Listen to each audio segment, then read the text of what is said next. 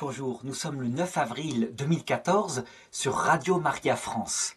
Et aujourd'hui, nous allons aborder l'échelle de Jacob, autrement dit, les 6 degrés du purgatoire et le ciel, le 7e ciel.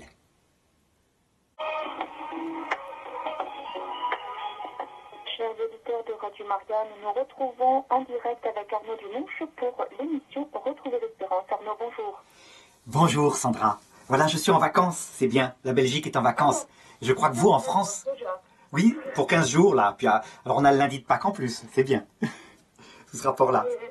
Voilà, dans le sud-est, les enfants ne seront en vacances que dans 10 jours. Oh, d'accord. Qui souffre en silence. Pour la montée vers Pâques, voilà, dernière semaine d'école pour les enfants, juste avant Pâques. Voilà, et comme on est dans le 1er degré du purgatoire, c'est ce qu'on va voir aujourd'hui, eh bien voilà, ça a une petite pensée pour eux, de la part de tout le monde. Très bien, de la part de nos amis en Belgique, ils pensent à nous, ils sont tous en vacances, voilà, chers auditeurs en français. Voilà le petit salut personnel de nos amis belges. Voilà. Et alors aujourd'hui, le thème, c'est donc l'échelle de Jacob. Je dirais que cette émission d'aujourd'hui, elle est presque... centrale, elle est la plus centrale avec celle qu'on avait vue sur la venue du Christ à l'heure de la mort. Ça veut dire qu'on va essayer de voir une vision d'ensemble de tout ça, et puis après, on approfondira les différents degrés du purgatoire. Ça sera à partir de la semaine prochaine. Mais là, j'aimerais bien que nos auditeurs aient un peu une vision d'ensemble, qui se repèrent là-dedans. D'accord. Alors, Sandra, oui, il n'y a pas de question au début, donc on va commencer alors. Non, il n'y a pas de question au début, mais je vais demander, mais qu'est-ce que c'est que l'échelle de Jacob? Alors voilà, vous vous rappelez, c'est dans le livre de la Genèse. Exactement, c'est au chapitre 28, verset 10. Jacob vient de fuir son frère Ésaü. Vraiment, il lui a piqué le droit d'aînesse, il a réussi à se faire bénir par son père, qui s'appelle Isaac, et donc il se sauve. Il est mal dans sa peau, il est tout seul, c'est un jeune homme en errance, quoi. Il s'endort dans un endroit particulier, il met une pierre sous sa tête. Il ne connaît pas encore sa femme, hein. Rachel, il la connaîtra le lendemain. Et pendant la nuit, il fait un rêve terrible, terrible, qui le stupéfie. Et voilà ce qu'il voit. Il voit qu'une échelle est plantée sur la terre et que son sommet touche le ciel. Et il voit aussi que des anges montent sur cette échelle et en descendent. Et alors il s'éveille et il dit « En vérité, ce lieu est un lieu sacré et je ne le savais pas. » Et alors à partir de ce jour-là, dans ce lieu redoutable, il prend la pierre qui était sous sa tête, il la dresse, il en fait un autel, il verse de l'huile dessus. Ce qui montre l'importance que va avoir ce rêve de l'échelle de Jacob dans toute sa vie. On peut dire que le reste de sa vie, jusqu'à ses réconciliations avec son frère, des années plus tard, lorsqu'il reviendra avec des enfants, est bouleversé par ce rêve de l'échelle de Jacob. Et voyez, ça prend 3 lignes, Sandra. Eh bien, en fait, je pense que c'est la révélation la plus forte, la parabole la plus forte de ce que c'est que la vie terrestre.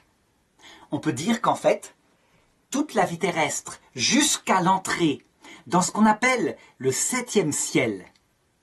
Le 7e ciel, ça a des connotations comme ça, plutôt libidineuses, mais en réalité, c'est une expression théologique, à la base, qui est fréquente chez les juifs, chez les musulmans et chez les chrétiens. Eh bien, ça ressemble à une échelle qui aurait 6 barreaux. Le 7e étant le paradis. Donc en fait, en gros, 6 degrés du purgatoire, d'une purification qui prépare le cœur à l'entrée dans la vision béatifique. Alors vous voyez comme c'est central. Du coup, c'est vrai qu'on avait parlé la dernière fois de la théologie des protestants qui refusent a priori le purgatoire. C'est étonnant, cette obsession contre le purgatoire, la purification du cœur. Alors que, en fait, le premier barreau de l'échelle, eh bien on y est. Et ça c'est très important à comprendre. Vous voyez, souvent nos auditeurs disent « Comment faire pour ne pas aller au purgatoire ?» Ben, la réponse elle est « C'est impossible, on y est déjà. » C'est une première étape du purgatoire. Alors ça on va le voir. Hein. Évidemment c'est une première étape pour ceux qui choisiront le paradis, parce que ceux qui choisissent l'enfer librement, ça n'a aucun effet de purification. Ça c'est évident. Ça va, Sandra? Alors, oui, effectivement, j'avais entendu dire qu'il y a des saints finalement qui ont fait tout leur purgatoire sur terre. On peut, on peut complètement. En réalité, il y en a un en plus de la Terre pour nous, parce que vous allez voir que certains hommes ne passent pas par la vie terrestre. Ben, ce sont les bébés morts bébés, tout simplement. Et donc c'est une quantité énorme d'êtres humains qui ne passent pas par la vie terrestre. On devra donc avoir une émission complète sur le sort. Actuellement, un enfant sur 5 en Europe, puisque un enfant sur 5 est avorté. Donc il ne passe pas par le premier purgatoire. C'est étonnant, on n'y pense pas assez. Finalement, il n'y a qu'un seul purgatoire qui est obligatoire, c'est le 3e ciel. Ce que saint Paul appelle le 3e ciel, qu'on va voir tout à l'heure, c'est le moment où le Christ apparaît dans sa gloire, évidemment. Hein, mais ça, je donnerai les textes, vous allez voir. Alors, est-ce que je peux juste faire une parenthèse, peut-être pour nuancer concernant les bébés non-nés? On sait maintenant que les bébés dans le ventre de leur mère peuvent ressentir des choses qui viennent de l'extérieur. Ils peuvent ressentir les sentiments, la nervosité, ou au contraire la joie de leur mère. Donc, finalement, même eux, ils ont peut-être quand même un purgatoire terrestre s'ils ressentent des choses négatives venant de l'extérieur. Alors en fait, au début, le tout petit bébé, jusqu'à 12 semaines, son âme est présente. Hein. La foi le dit. Elle est créée par Dieu et sa vie au départ n'est que végétale. Ce qui apparaît de sa vie, donc son âme dort. Puis ensuite, au bout de 2 semaines, son psychisme se développe, lentement. Et quand il naît, seul son psychisme a une activité, son âme dort, mais attention, l'Esprit Saint peut venir dans son âme. Seulement, lorsque une maman prie pour son bébé, avant même qu'il soit né, en disant « Esprit Saint, viens le baptiser, viens lui pardonner le péché originel, viens habiter dans son âme », eh bien l'Esprit Saint obéit tout de suite à la maman. Il n'attend que ça, hein. Ça s'appelle le baptême de désir. C'est au pouvoir du papa et de la maman. Il vient vibrer dans son cœur, mais le petit bébé ne peut pas répondre librement encore parce que il va falloir qu'il grandisse. Sa liberté, donc sa vie spirituelle, le 3e degré de la vie humaine, n'est pas encore développé. Si bien que il est innocent, il n'est pas humble. Il est innocent, ça veut dire qu'en fait, il n'a pas d'activité libre. Il ne choisit pas encore le bien et le mal. Mais si le bien se présente à lui, sous la forme de l'Esprit Saint, bien, on dit même qu'il peut voir les anges. Et de cette façon-là, l'Esprit Saint façonne son psychisme déjà pour le jour où il aura à le rencontrer librement à partir de, je dirais, quand il sera capable d'actes libres de son intelligence. Donc, est-ce qu'il y a une purification dans le sens de celle qu'on a vue, à savoir l'acquisition d'une kénose, quelque chose qui concerne, je dirais, un être libre? Peut-être pas encore tout à fait, mais ça on le verra. On verra donc que sans doute il faut qu'ils grandissent, qu'il y a pour eux des étapes. Alors c'est tout un débat qu'on aura, mais un peu plus tard si vous voulez, Sandra. Hein. D'accord, j'ai bien dit que c'était une parenthèse, voilà. C'est une parenthèse, mais importante. Importante, parce que vraiment, la vie spirituelle des bébés, vous avez raison, existe, même si elle est sans doute passive, parce qu'ils ne répondent pas encore librement à l'amour. Voilà. Alors, maintenant, regardez Sandra, à partir de ce qu'on va dire maintenant, il faut bien que nos auditeurs comprennent que les repères dogmatiques de l'Église sont très petits. Elle affirme solennellement qu'il y a un purgatoire après le jugement dernier. D'accord ? Elle en a fait vraiment un repère de la foi. Mais la reconstitution de toutes ces étapes, ces 6 barreaux d'échelle, si on peut dire, eh bien, en fait, elle s'appuie principalement sur les grands théologiens, ou les pères de l'Église, ou quelques mystiques qui ont vu cela, comme par exemple Marthe Robin, qui n'est pas encore canonisée, mais aussi Sainte Catherine de Gênes, qui elle est non seulement canonisée, mais qui on pourrait dire est le docteur du purgatoire qui a lieu après le jugement dernier, le jugement individuel. Donc voyez, tout ce que je vais vous dire là, Sandra, c'est hypothétique, ce n'est pas le dogme de l'Église. Hein. À nos auditeurs de eux-mêmes se faire une idée, de voir la cohérence, et s'ils trouvent mieux, ils peuvent complètement. On est dans la recherche là-dessus. Mais enfin, voilà, chacun pourra en juger. Et évidemment, je signale aussi à nos auditeurs que tout ce que je vais dire là a eu l'imprimatur de l'Église. Ça veut dire quoi? C'est pas la foi, mais que c'est tout de même pas contraire à la foi. Donc il y a quand même une autorisation officielle d'en parler. D'accord. Alors, reconstitution. Et vous allez voir, donc on avait dit une vision d'ensemble. Pour ça, il faut revenir à ce que j'avais dit au départ, que je vais résumer en quelques phrases. Vous vous rappelez, Sandra, personne ne peut voir Dieu, c'est le but. Voir Dieu face à face, avec ses frères. dans le paradis éternel. Mais personne ne peut le voir, sauf en l'aimant, première condition. Parce que Dieu est une personne. On entre au paradis comme on entre dans un mariage, dit l'Écriture. Saint Paul, aux Éphésiens, le mariage est un grand sacrement, je veux dire, il est le modèle du Christ avec notre âme. Donc il faut l'aimer, mais ça ne suffit pas. Ça, c'est le grand, grand, grand problème, la deuxième révélation du Christ, qui est déjà présente dans la Genèse d'ailleurs, ou dans les livres de l'Exode, auprès de Moïse. On ne peut pas voir Dieu sans mourir. Mourir, c'est pas mourir physiquement, hein, c'est pas ça du tout. Mourir intérieurement, une âme tout humble, plus qu'humble, kénose. Voilà. À partir de ce schéma-là, eh bien, on comprend que lorsque nous sommes créés sur Terre, nous, avec notre corps, qui est dans le temps, notre psychisme qui a une durée à l'intérieur de nous-mêmes, hein, une durée subjective. Les années, quand on était petit, duraient plus longtemps que nos années maintenant. Vous avez remarqué, Sandra? Oui, j'avais entendu dire qu'on arrivait, en temps psychologique, on arrivait à la moitié de sa vie à l'âge de 20 ans. Oui, c'est probable. En tout cas, le temps s'accélère, je le vois moi, et puis ce n'est pas fini, paraît-il.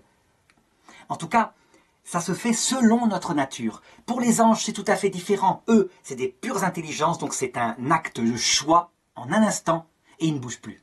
Ils sont tellement libres, tellement intelligents que c'est comme ça. Pour nous, pas du tout. Il faut du temps, des étapes. Et Dieu est patient. Donc, puisqu'il veut tout faire pour nous sauver, et façonner en nous ce cœur profondément humble et aimant qui est nécessaire, eh bien, il commence par nous mettre dans un premier purgatoire. Il espère que ce sera un purgatoire, du moins. Parce que, attention, nous sommes libres de refuser que ce soit un purgatoire. Peut-être pas encore, mais tôt ou tard, nous serons libres. Sur Terre, on n'est pas vraiment entièrement libre, c'est ce que je vais expliquer. Et cette première étape, c'est la vie terrestre. Voilà. Premier barreau de l'échelle où nous sommes actuellement. Et vous remarquez, Sandra, que si vous regardez que la vie terrestre, tout est injuste. Vous savez, la fameuse phrase de Jésus, « Heureux les assoiffés de justice, ils seront rassasiés ». Il ne faut pas chercher en ne regardant que le premier barreau de l'échelle. Ça ne marche pas. Des gens pervers sont heureux, et des gens pleins de bonté ont tous les malheurs qui leur tombent sur le dos. Il n'y a pas de logique. Des bébés qui auraient bien voulu vivre sont tués, et le petit Adolf Hitler, on aurait bien souhaité pour lui qu'il meure bébé. Il vit, et il vit très longtemps, il échappe à des attentats. C'est incroyable. On se dit, il y a une protection de quelqu'un, on ne sait pas de qui. Lui, il y croyait. Donc pas de justice sur Terre. Mais le problème, Sandra, c'est qu'évidemment, les hommes ont trop tendance à croire que la Terre est le seul barreau de l'échelle. Le problème, c'est qu'il y en a d'autres. Et donc, il va falloir regarder le tout. Alors, la caractéristique de la Terre, Sandra, est-ce que vous pourriez me la donner comme purgatoire? Quelles sont les caractéristiques de ce premier purgatoire, qui s'appelle donc le premier ciel, autrement dit le ciel physique. Parce qu'au-dessus de notre tête, il y a un ciel physique, avec le ciel est bleu, des nuages, des étoiles, etc. Donc, regardez, il a une caractéristique. Est-ce qu'on pourrait le reconstituer? Essayez de trouver avec moi. Comme ça, on va voir si, pour que nos auditeurs puissent éventuellement participer. Alors, la caractéristique de la Terre comme premier ciel, enfin le premier purgatoire, c'est la possibilité de chuter. Oui, la possibilité de chuter, mais fondée sur quelque chose de spécial depuis le péché originel. On ne sait rien, on ne voit rien de ses yeux en ce qui concerne l'Évangile. On n'est pas sûr que tout ça est vrai. On est contraint par Dieu de vivre dans la foi. On ne voit pas de nos yeux. Du coup, croire, ne pas croire, pour croire, il faut un don de Dieu. Et certains ne le reçoivent pas. Voyez, ça c'est une caractéristique. La deuxième caractéristique qui va avec, c'est que vous constatez que Dieu se cache. Il y a pratiquement pas d'apparition. Il peut y en avoir, hein. Il y a des petits signes de temps en temps. Je ne sais pas si vous, ça vous est arrivé dans votre vie, mais moi, j'ai 2 petits signes dans ma vie. Un point, c'est tout. Et puis après ça, une fois qu'on a la foi, on va regarder vers Fatima, où il y a le soleil qui a dansé, mais il y a 50 000 personnes qui l'ont vu. Et puis les autres gens du monde, ils disent c'est peut-être un trucage, je sais pas quoi, enfin ça les marque pas plus que ça. Vous, Sandra, vous avez eu quelque chose comme un signe, mais au sens fort du terme, une apparition, quelque chose? Alors, non, j'ai pas eu d'apparition, non. Je connais quelqu'un quelqu'un qui a déjà eu un songe, mais non, je n'ai rien eu de tel. Eh bien, voyez, c'est une caractéristique de la Terre, et ça, c'est très important à comprendre. Ne serait-ce que pour nos auditeurs qui, par exemple, écoutent les apparitions de la Vierge, reconnue ou non, qui annoncent pour cette Terre, pour bientôt, un signe indélébile dans le ciel, le signe du Christ, que tout le monde pourra voir, et on pourra se prononcer pour ou contre le Christ, on devra se prononcer pour ou contre le Christ. Quand on entend une prophétie comme cela, directement, le premier réflexe que doit avoir un chrétien, c'est de se dire « Ah, il ne faut pas l'interpréter pour la terre. Ça doit se passer dans l'étape suivante. » Parce que pour la terre, il y a des prophètes, il y a des petites apparitions comme Lourdes, mais c'est véritablement discret. C'est volontaire de la part du ciel. Parce que, en fait, il nous laisse dans le choix d'Adam et Ève. Adam et Ève ont voulu vraiment pour leurs enfants qu'ils puissent faire librement leur vie, sans dépendance d'amour, et Dieu s'est caché. Il obéit à leur volonté. Et il le prend sérieusement au bout, si bien que quand quelqu'un a une apparition, comme Sainte Bernadette à Lourdes, bien après, elle peut même perdre le sentiment que c'était vrai. Elle croyait que c'était peut-être faux. Et on a dû lui dire, mais non, c'était vrai, ça a été reconnu, il y a eu des miracles. D'accord. Alors, caractéristique de la Terre, maintenant, regardez. L'Église catholique. Catholique veut dire universelle. Hein, ça veut dire c'est une religion qui regarde tous les hommes. Le salut de tous les hommes. Elle peut le comprendre. Son ami, son fondateur, son chéri, c'est qu'il ne veut pas que le fait de se cacher soit la seule façon de marcher vers lui. Ça a été le cas pendant des siècles après le péché originel. Et on peut résumer la vie terrestre un peu comme le Golgotha. Vous voyez, le Golgotha, il y a 3 croix. Il y a 3 crucifiés qui résument à peu près tous les types d'hommes qui sont sur terre.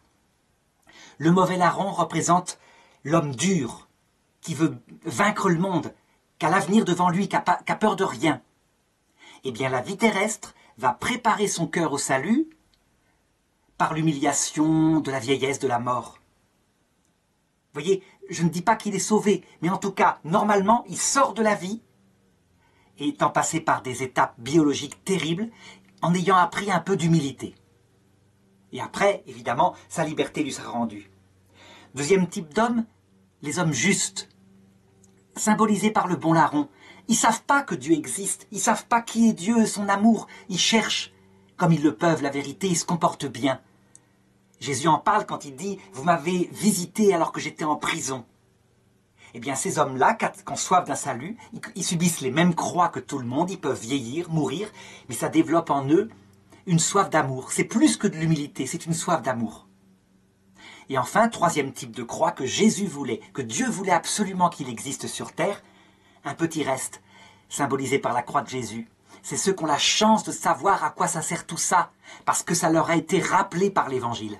Jésus est venu sur terre, eh bien ils subissent les mêmes souffrances que les autres. Hein. Ils peuvent perdre un enfant, ils vieillissent, ils passent par la mort. Mais la croix est légère, parce qu'on sait où on va.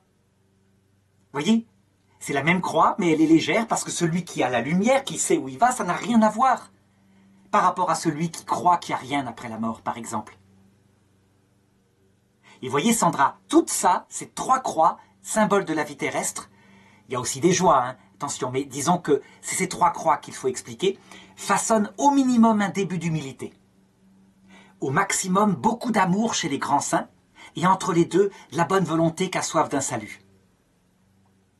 Voilà, première étape. Alors c'est caractérisé aussi par les faiblesses qui nous laissent jusqu'à la fin, on se contrôle mal, on fait des péchés par faiblesse, etc. Bref, on y apprend qu'on est des pauvres êtres humains. Puis arrive l'heure de la mort, c'est la deuxième étape. La deuxième étape, l'Écriture la symbolise par le passage de la mort, qu'elle appelle le Shéol. Et alors là, je voudrais, Sandra, vous raconter une histoire qui va illustrer ce que c'est que ce Shéol. Vous vous rappelez le livre de l'Exode? Le livre de l'Exode, c'est une parabole qui raconte le passage de la mort. Et là, on voit bien ce que c'est. Donc, rappelez-vous, les Égyptiens sont en Égypte. Ils mangent des oignons, ils s'y plaisent. Puis en même temps, ils sont esclaves. L'Égypte est le symbole de la vie terrestre. On y est bien quelque part, parce qu'on finit par construire des maisons. Mais en même temps, on n'est pas fait pour ça. On est angoissé, on voudrait plus d'amour durable. Il y a plein de misère, la vieillesse arrive. Moïse vient les chercher et les fait franchir l'Égypte pour entrer dans le désert. Ce désert qui doit durer quelques jours. Normalement, ils doivent franchir le Sinaï en une semaine. Eh bien, ce passage dans le désert est le symbole de la deuxième étape du purgatoire qu'on appelle le deuxième ciel. Le ciel psychique, si vous voulez, c'est le passage de la mort. Le corps biologique, il est là, il est dans le lit, il est mort. Mais on est encore sur terre et on n'est pas encore dans l'autre monde.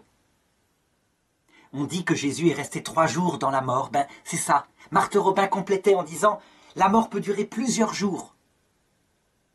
Et vous remarquerez, Sandra, que c'est dans ce passage du désert qu'à la fois ils sont poursuivis par les démons, à savoir le pharaon égyptien qui veut les tuer, et qu'en même temps apparaît Dieu sous forme d'une colonne de lumière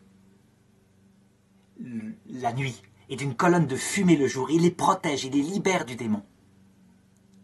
Eh bien, c'est dans ce passage de la mort qu'apparaît le Christ.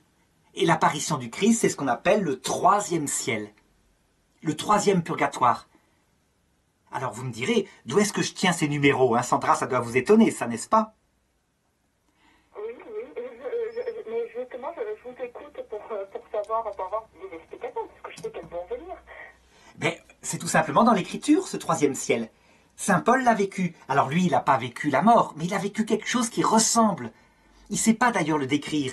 C'est dans la 2e épître aux Corinthiens, chapitre 12, verset 2. Regardez ce qu'il raconte. « Je connais un homme qui, voici 14 ans, il ne sait pas si c'était avec son corps, il ne sait plus si c'était sans son corps. Dieu le sait. Mais cet homme-là fut ravi jusqu'au 3e ciel. » Voilà, le 3e ciel. C'est le ciel de l'apparition du Christ. C'est ce fameux purgatoire dont on a parlé, hein, dont le pape Benoît XVI dit certains théologiens disent que l'apparition du Christ est une purification dans Spésalvi 47. Et saint Paul continue, il dit « Cet homme fut ravi jusqu'au paradis et il entendit des paroles ineffables qui n'est pas permis à un homme de redire. » Il raconte à d'autres passages comment il a vu la lumière, comment il a entendu la voix du Christ. « Saül, Saül, pourquoi me persécutes-tu » Voilà, ça c'est le 3e ciel.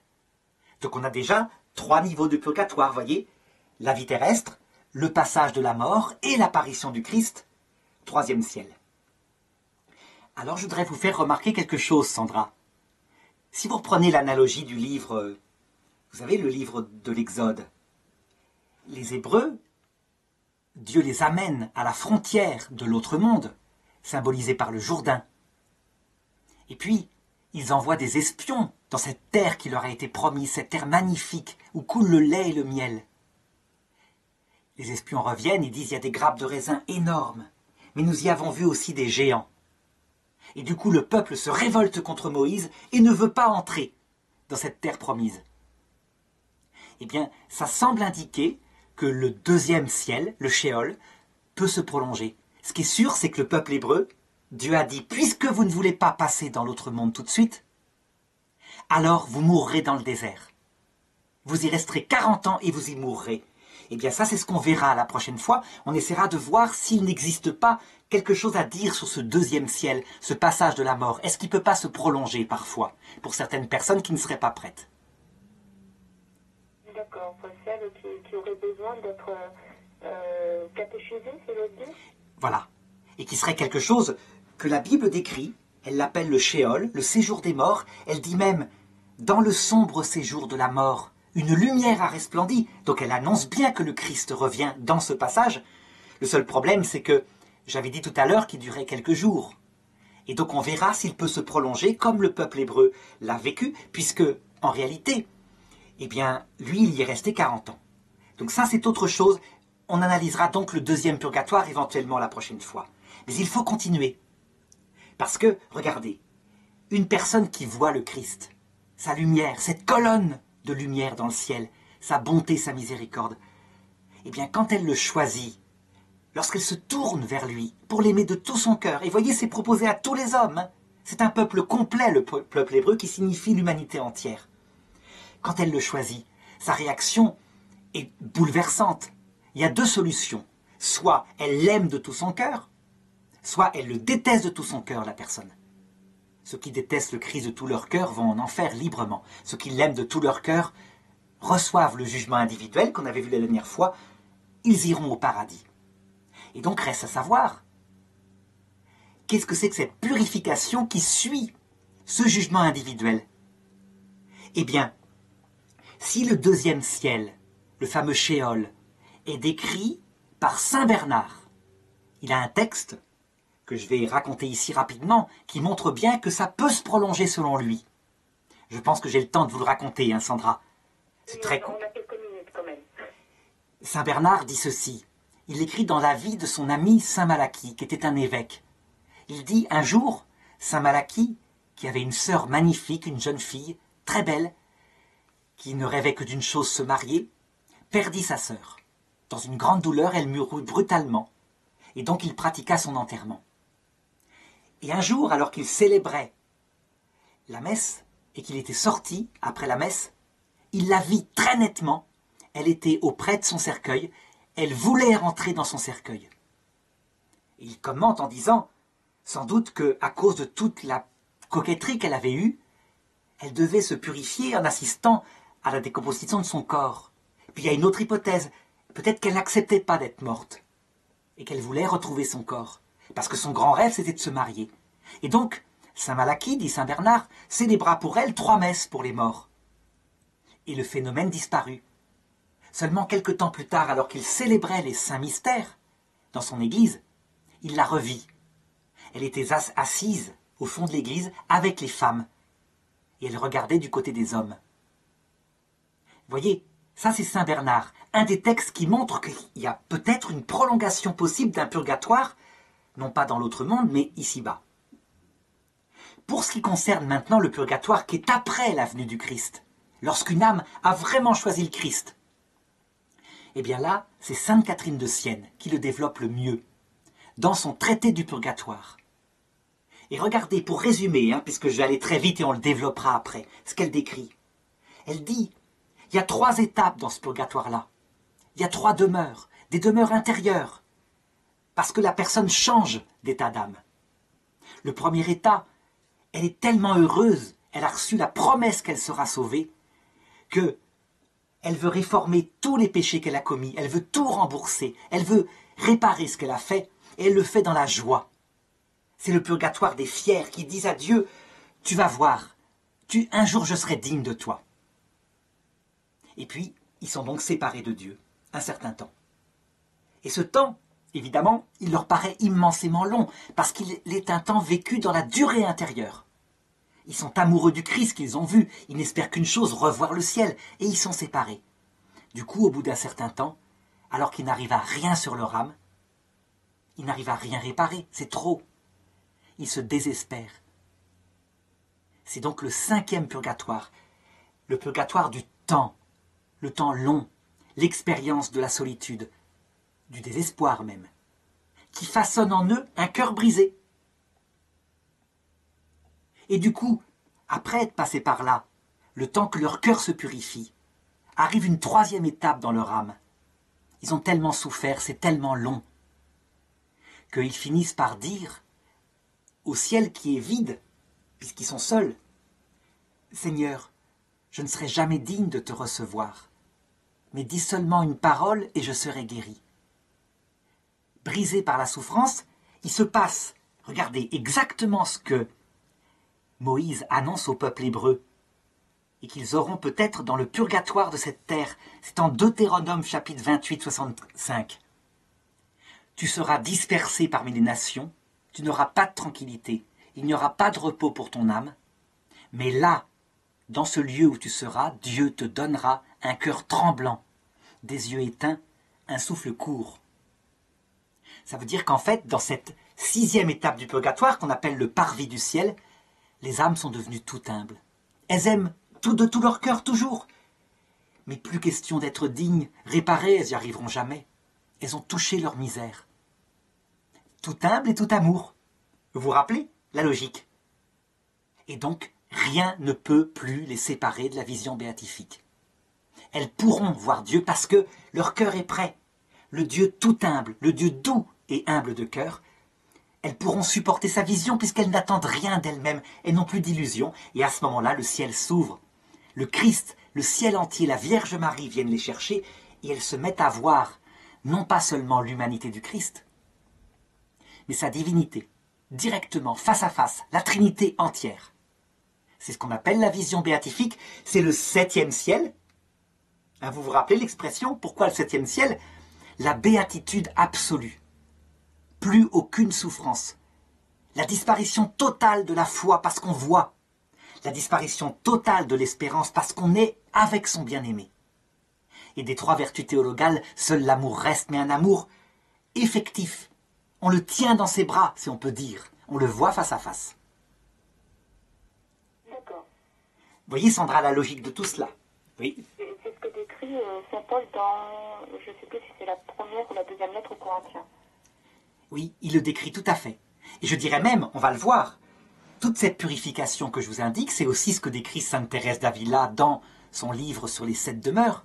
C'est toujours la même chose. Ça veut dire qu'en fait, le sommet de la vie spirituelle, c'est une âme. Tout amour et tout humble. Sans illusion sur elle-même. C'est pas des grands états d'âme, machin. Non, non, c'est pas des yeux révulsés. C'est un cœur pauvre qui aime de tout son cœur. Alors du coup, hein, si nos auditeurs ont pu, malgré les interruptions de cette émission, comprendre, ben on se dit, bon sang, si on pouvait acquérir ce cœur tout humble en cette terre, ça serait quand même mieux, n'est-ce pas? Ben non. Ça a été une émission un petit peu particulière et justement j'invite les auditeurs à poser leurs questions pour la semaine prochaine. Donc soit vous les posez au 04 94 20 30 88 et vous laissez le message pour moi, pour Sandra. Ou alors vous envoyez un email à info@radiomaria.fr et on me transmettra et je pourrai donc poser la question à Arnaud la semaine prochaine. Et de toute façon, la semaine prochaine, eh bien, si vous le voulez, Sandra, nous allons aborder cette question débattue du 2e purgatoire, le passage de la mort. Qu'est-ce que c'est? Donc là, je donnerai énormément de récits venant de prêtres exorcistes, dont le père Bernard d'Alès, qui a écrit un livre récemment sur ce mystère-là. Voilà. D'accord, très bien. Mais écoutez, on vous retrouve donc le mercredi prochain. J'espère avec plus de pannes d'électricité. Oui, voilà. Téléphone. Et on sera encore en vacances, hein. Je serai encore en vacances, voilà. Mais vous voyez, les vacances n'arrangent pas l'émission, finalement, c'est pas mieux. On vous marquera dans 15 jours, il n'y a pas de souci. Alors à bientôt, Sandra, à bientôt, chers auditeurs. Bonne semaine, merci. Au revoir.